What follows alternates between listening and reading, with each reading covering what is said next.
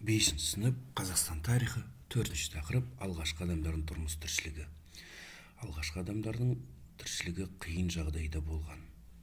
Олар таудың етегінде, орманда, өзен көлдердің жағасында өмір сүрді. Алғашқы адамдар жыртқыш жануарлардан қорғану үшін тобыр болып өмір сүрген. Адамдар тобырын көсем басқарған болуы керек. Алғашқы кезде олар баспана тұрғызуды білмеген еді. Олар табиғи үңгірлерді, қуыстарды, биік тау шатқалдарын баспана ретінде қолданған. Аулап алған аң терілерін үңгір еденіне төсеніш ретінде төсеген. Алғашқы адамдар бастапқыда табиғаттың дайын өнімдерін пайдаланды. Олар өсімдіктердің жеуге жарамды түрлерін білген. Жабайы өсімдіктердің дәнін, жеміс жидегін теріп, тамырын қазып алған. Бұл ғылымда терімшілік деп аталады. Темшілікпен көбінесе әйелдер шұғылданған.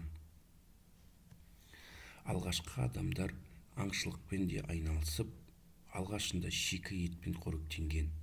Олардың тұрақтарынан табылған жануар сүйектері адамдардың ұсақ және ірі аңдарды аулағанын көрсетеді.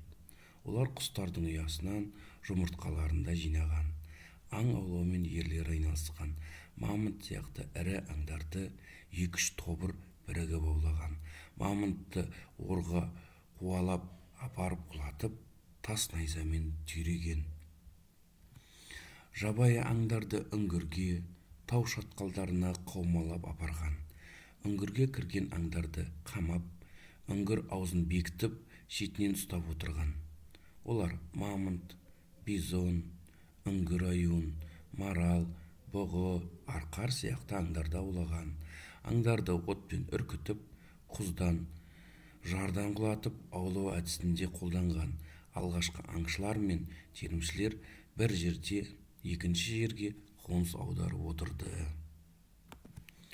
Алғашқы адамдар найзадан пайда болған оттарды пайдалануды үйренген. Ондай отқа үнемі ағаш тастап, ұзақ уақыт сөндірмей ұстаған. Тіпті отты жандарын салып қорғаған. Себебі отты сөндіріп алу үлкен қауіп төндірген. От болмаса, бүтін бір тобырдың өміріне қатер төнуі мүмкін еді. Жыртқыш аңдар жоламасын деп үнемі үңгір аузына от жағып қойған. Отты пайдалану арқылы шикі аң етін қақтап, піскен ет түрінде пайдаланған.